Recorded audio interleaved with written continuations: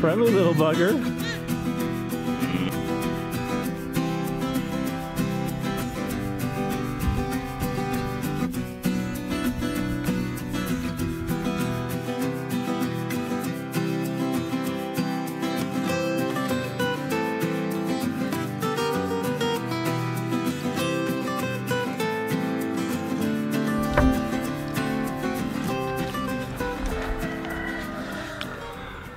Alright guys, Pinkie-Pepper back in the garden again today. I have something in the garden I wanted to show you, and then I may show you some extra stuff too.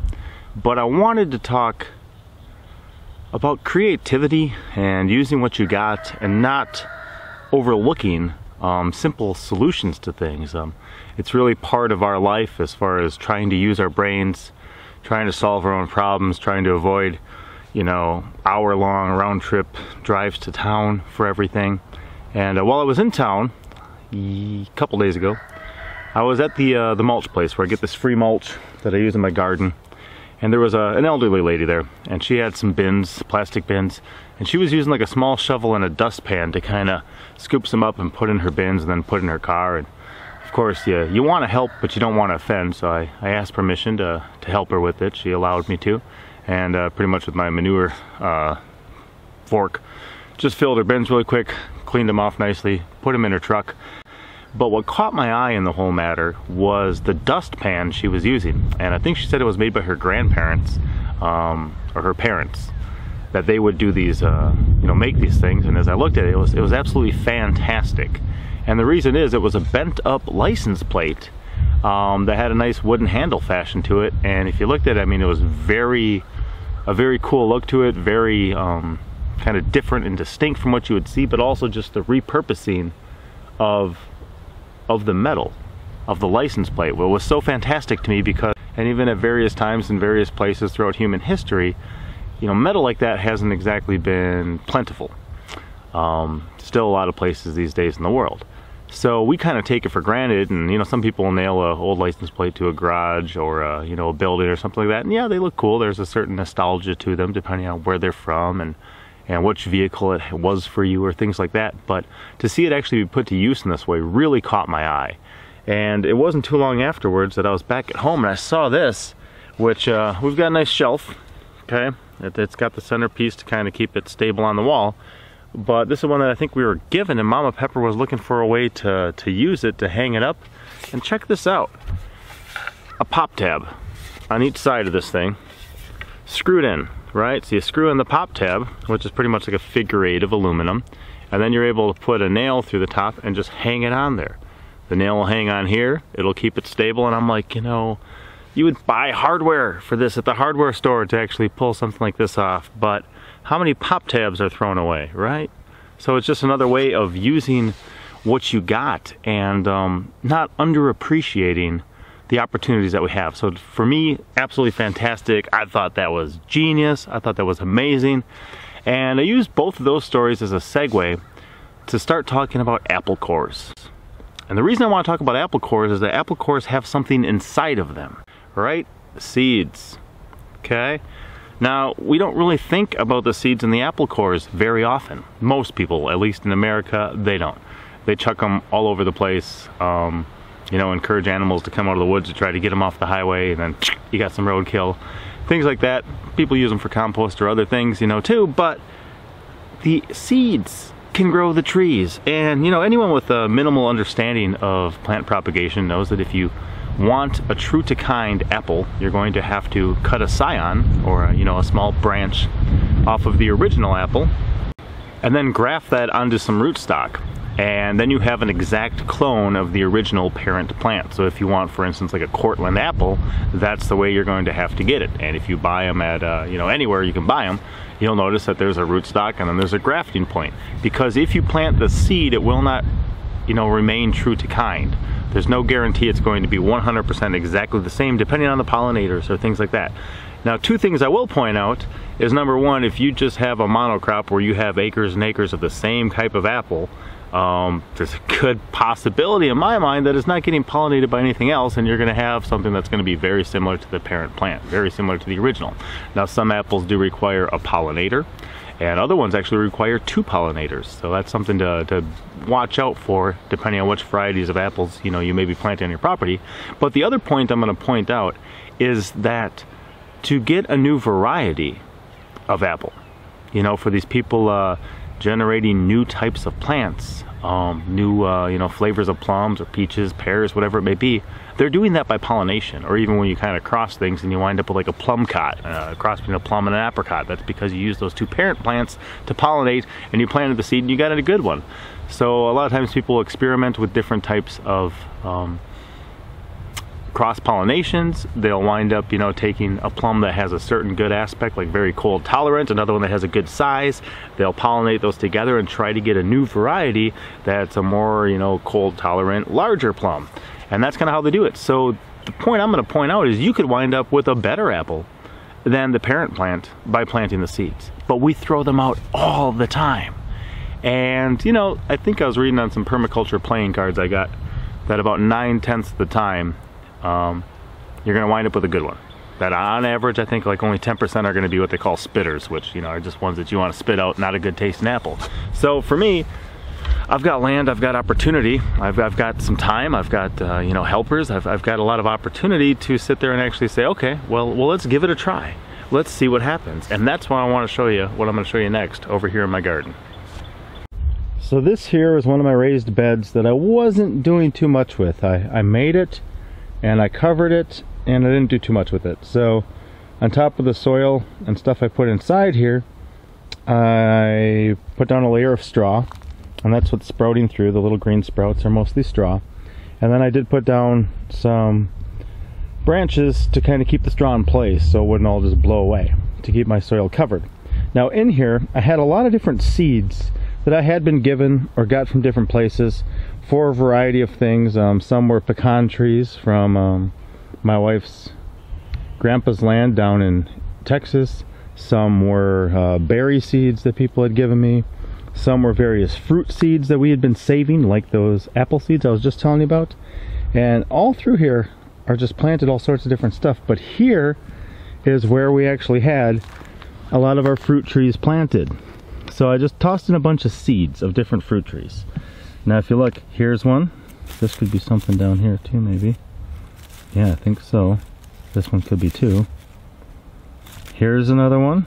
Here's another one. Here's another one. Another 2 right here. Something coming up right there. Something over there. Another one over there. So I wasn't planning on planting a fall crop here last year. So since I didn't have anything else I was doing with the area, I thought, let me toss these seeds here.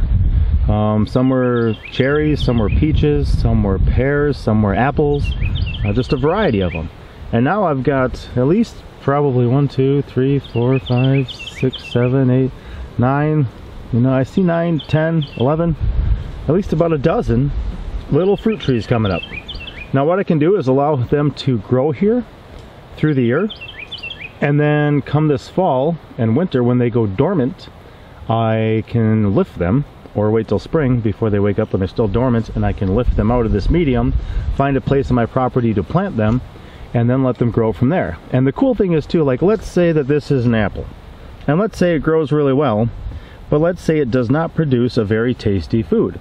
Well, what I can do then is I can take one of my older varieties of apples, I can cut this guy off when he's thicker and bigger, I can graft into him, use this as a rootstock, and take one of the varieties that I do like, and allow that to be the plant that it actually turns into. So there's just so many opportunities, but these could have just been thrown in the garbage. They could have wound up in some landfill somewhere, but now there's a possibility that they can be used to feed my family, and our investment hasn't been that much. I mean, I'm spending more time making this video about them than I did planting them or caring for them so far.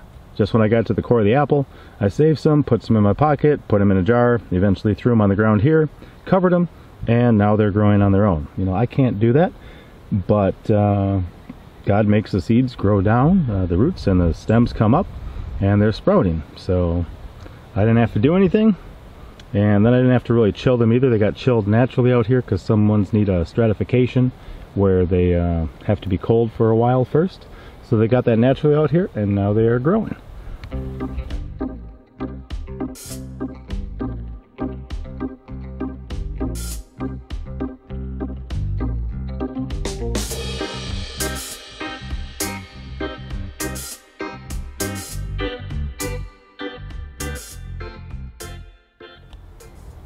So also out here in the garden today, see some of the rhubarb that's coming in really nice. The gooseberries are going to be amazing this year.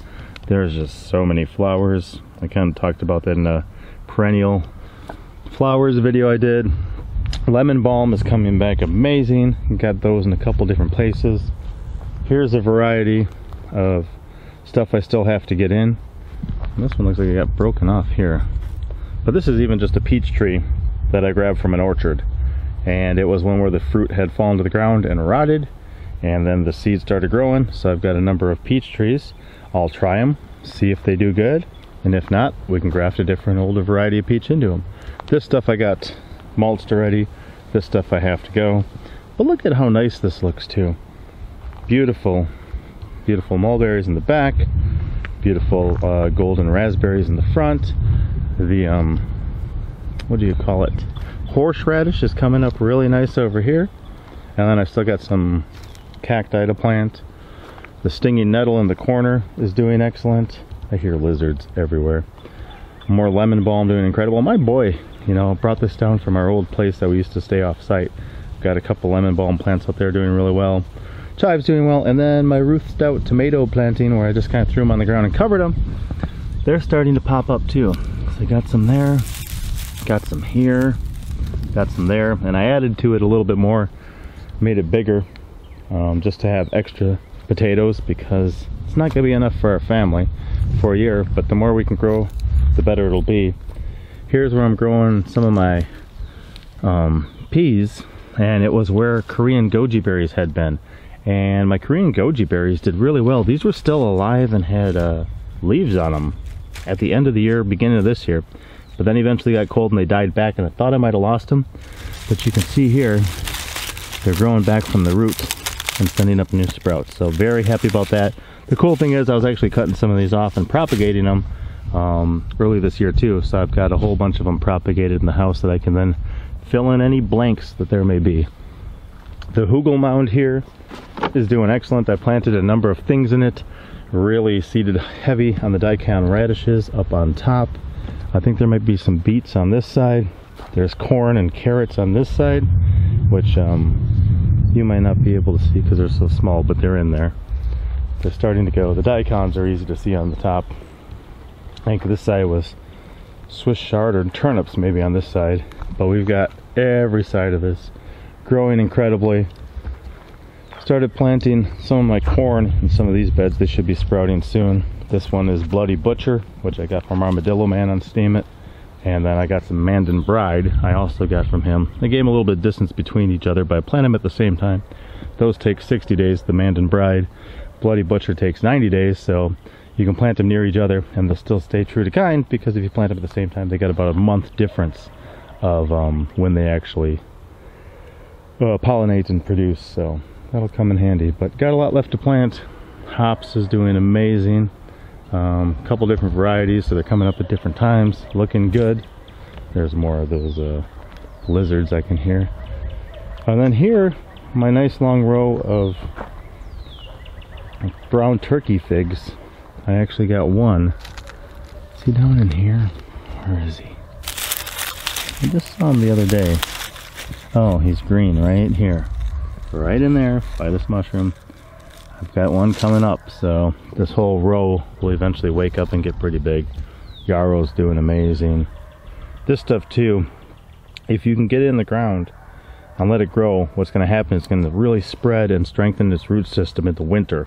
So when it comes back in the spring, it's going to come back really hard and heavy and very cool. So working on that. Oh, the mugwort too. I trimmed my mugwort back at the end of the year, and I figured it was going to do just fine coming back from the roots. Sure enough, it's starting to sprout. Just be careful, because if this stuff goes to seed in your garden, it can really take over an area. And here's a good example of where I had a bunch of yarrow last year, and you can see actually like the lines of where the roots were running out as it was spreading. So that's pretty cool. I don't know what else is going on. There's the grapes. These are, oh, what are they called again? Muscadine. Muscadine grapes eventually will be spread out across here, but they're getting started this year. My trifoliate citrus, if you guys haven't seen that yet, Once I finally get some fruit, I'll do a video on it. I think I did do a video when I had some fruit from a friend of mine. I'll link that from one of my Plants on the Homestead series, but this is a citrus you can grow Oklahoma, Missouri, Arkansas. Rhubarb's coming up real good underneath it. Here, my early perfection peas didn't seem to take off and grow, so I was trying to grow them on my sunchoke bed, and they were older seeds, I think from 2014, so I just wanted to get them in and see. The cool thing is I planted them in my sunchoke bed, which has got some greenery coming up in there, so I didn't really lose any space or anything. I found out they weren't viable, which is fine. That's why I was putting them in this year, to make sure if they were, I'd be able to use them. Now, this is one of my projects I got to work on here soon. I've got the cold hardy kiwi, which is going to grow up over this, and this is actually going to head across too, much like my gourd trellis. And I'll grow the snake gourds on this year too. So that's what those big cedars are for there. We'll get that going soon enough.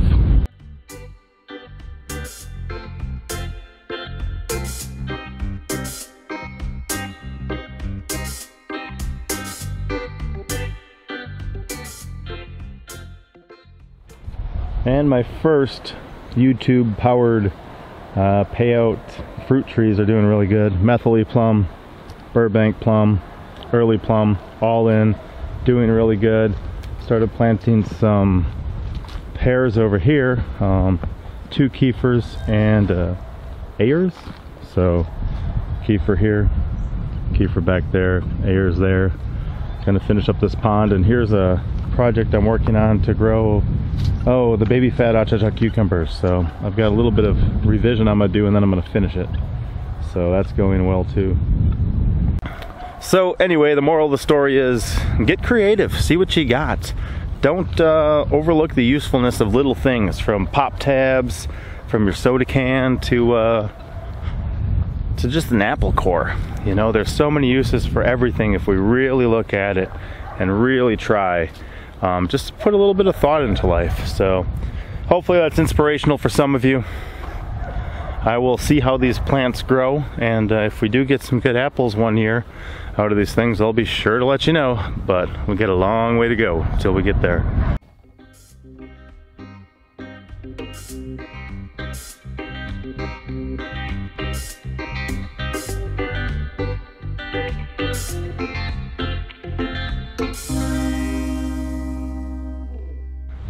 So as cool as getting potentially free, you know, fruit trees like apples just by saving and planting the seeds, what's even cooler is when you can find free food. If you saw my video with Monster Truck recently, we found some morels on the land. He found 3, I only found 2. We had a little contest. Well, the next day, Pinkie-Pepper got kind of excited that morels were out. She wanted to go for a walk, and she just found 3 in places Monster Truck and I were looking yesterday. So why don't you show me where these are, and I'll let you get them picked. Well, this was my last one. Oh yeah, that's a big one too. And my biggest. Biggest one she found last. Look at the size of that thing. Yeah. Whoa. Bring that over here. Let me check that out. She got the biggest one of all of us, and it's the biggest one we all missed. Let's go get those other 2. This is close to where Monster Truck and I each found one. But apparently, we missed this one. Oh yeah, that's another big one. Wow, girl.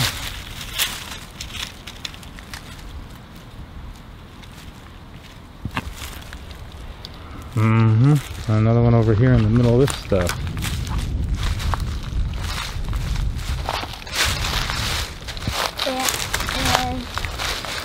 That's a teeny one.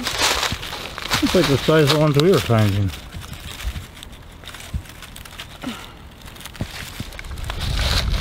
Look at those.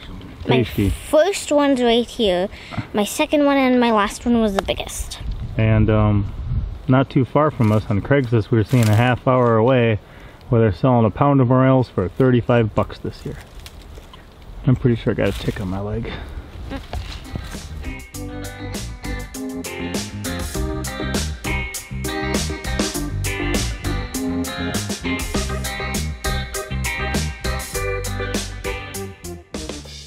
Oh yeah, Papa, check that out. I thought, hey, if she's finding them all in these junky areas. Yeah, that's what I've been looking at. Oh man. Open. If yours is bigger, mine's fat. Look at that. Now everyone's found 3. Now let's carry mine. Monster Truck found 3. Pinkie found 3, and Papa found 3. Nice. Everyone's a winner because we all get to eat morels.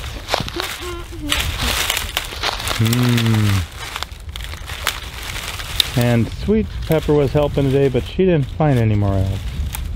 No.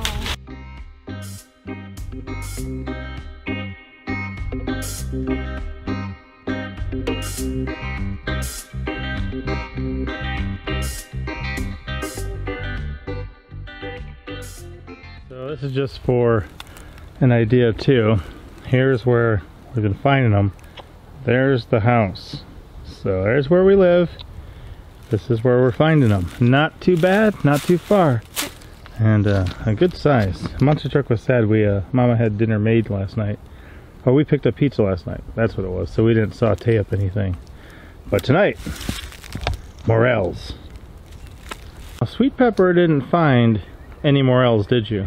No. What did you find? A rough green snake. A rough green snake. Do you guys see it? Yeah. The beautiful snake up in that tree? You want me to get down for you? Yeah. How did you know what it was? I thought it was a piece of glass because it was still. Ah. But then Beautiful. I saw the white under its belly. Yeah. Wow. And then I realized it was rough green snake. So, what do rough green snakes eat? Are they snakes? No, they eat mostly insects. So we like to let them go by our garden when it's nice and green. Yeah, and one of these girls went down a big hole. Yeah. That's where her home was. Right, and it was by a bunch of little eggs. Yeah, and it was in the goat's pen. Are those venomous? Mm-mm. Nope. Can they still bite? Yeah. Yeah, they can still bite, but they're not venomous. Hey, what are you eating that snake? You kissing it? Mm. Let's see what happens. Can I see it? It tickled me. It did, huh? Now these beautiful red buds here. Oh, there's a lot of black little butterflies on them too. I wonder. He just wants to head the other way. I'll see if I can get some good pictures. There's a lot of butterflies up there. So, although the snake is beautiful green and the tree is beautiful pink, photographing live animals is often difficult, isn't it? What did it try to do when I was trying to take a picture? It tried to get off. It tried to just get away. Hey Pinkie, can I see those? And it's gonna swing.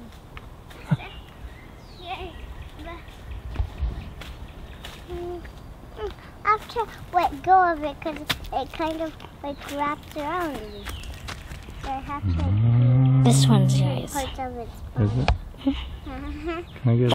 Check that out. How they just come out of the branches like that, right out of the bark. Look at that. That is crazy, guys. Check out that red bud. Just the branches are just going crazy with flowers. I guess I never noticed that before, that the whole branch just kind of grows flowers. Huh. A nice old tree. Crazy looking though.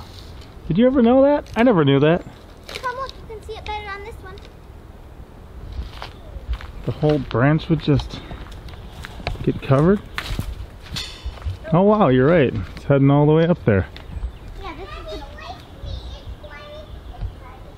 So, look at the center screen. It's just all those buds and blossoms coming straight out of the bark. Crazy. I never knew. Learn something new every day. tripped a little and got hurt, but the snake is still fine. You just hanging out playing with that guy? Yeah. And it almost crawled through my shirt. It almost crawled in your shirt? Yeah. Do you want to let it go somewhere? Maybe up by the mini barn? And what's Pinkie doing? Pinkie.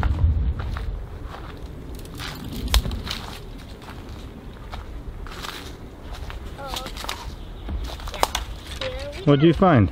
What? What'd you find? Nothing. A swing. Oh!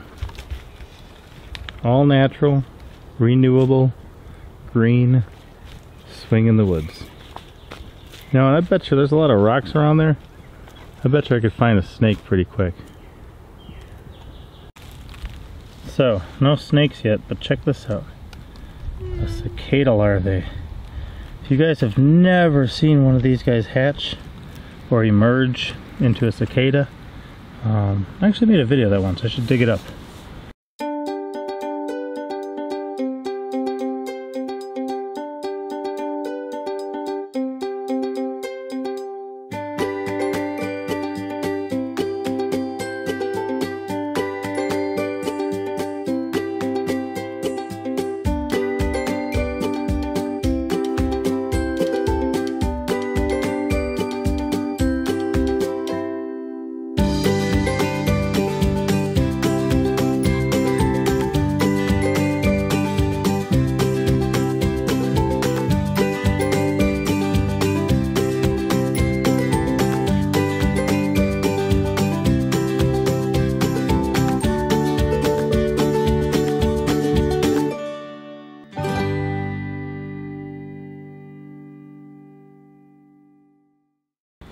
Put it in. Wow. Dad, I'm not hanging onto my snake and it's still here. Put that back in the hole. Hold on, loose. And it'll come up on a tree later. So, as it turns out, it does much better in the dogwood flowers than it does in the redbuds. Although it's pretty windy. You can still get some good shots.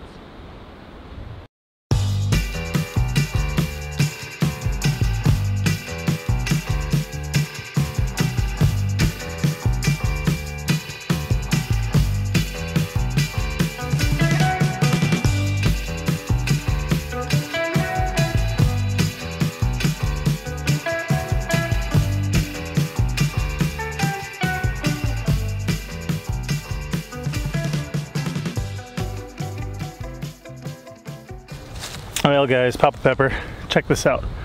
I always like to say you never know what you're going to find, but you find more when you look. There's a pile of stuff right behind us. Flipped over a number of the big slabs of concrete. Most of them had nothing underneath it, but one had 4 snakes. So, we've got 2 eastern worm snakes. That's these guys here, just beautiful. 2-tone like a sluggo, beautiful, and then 2 ringneck snakes. So, part of the reason we peak, right, child? As always, I'm Pinkie-Pepper, and I'd like to remind you, don't post for free. If you'd like to be part of a revolution in social media, an economic power to the people where users can actually blog for cryptocurrency, then I'd recommend that you check out steemit.com and join the revolution. Papa out.